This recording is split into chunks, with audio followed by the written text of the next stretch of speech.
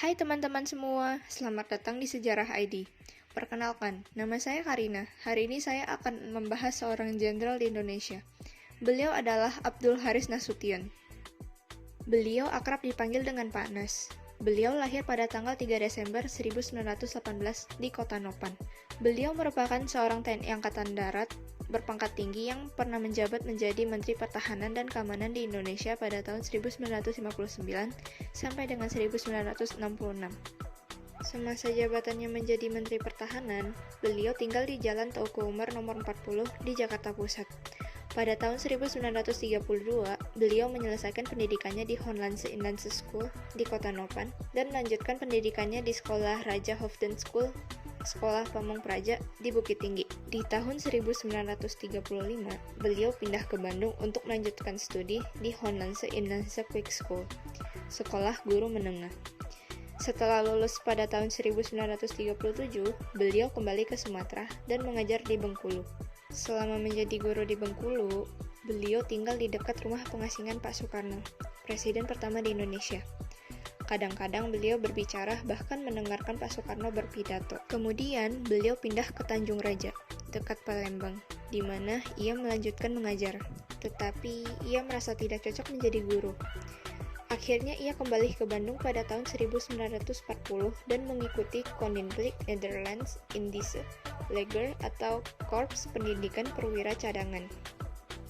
Pada tahun 1942, beliau ditugaskan ke Surabaya untuk mempertahankan pelabuhan Tanjung Perak. Selesai bertugas dari Surabaya, beliau kembali ke Bandung menjadi pemimpin Senandan sampai Sekutu mengalahkan Jepang.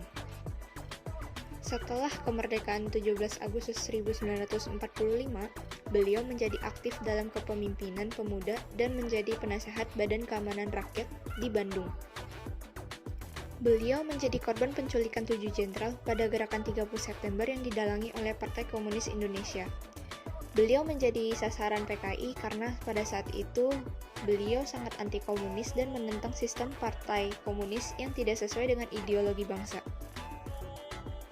Beliau berhasil menyelamatkan diri dengan bersembunyi di halaman rumah Kedutaan Besar Irak dengan pergelangan kaki yang patah karena terjatuh saat memanjat tembok pembatas antara rumah beliau dengan halaman rumah Kedutaan Besar Irak. Namun, anak beliau yang bernama Ade Irma Surya Nasution tertembak 3 peluru di belakang badan dan meninggal setelah 5 hari dirawat di rumah sakit. Pak Nas wafat pada tanggal 6 Januari tahun 2000 di Jakarta karena menderita stroke dan dimakamkan di Taman Pahlawan Kalibata di Jakarta Selatan.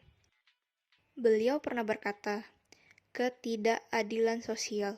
Jadi, kalau keadilan tidak dijamin, siapa saja bisa mengacau."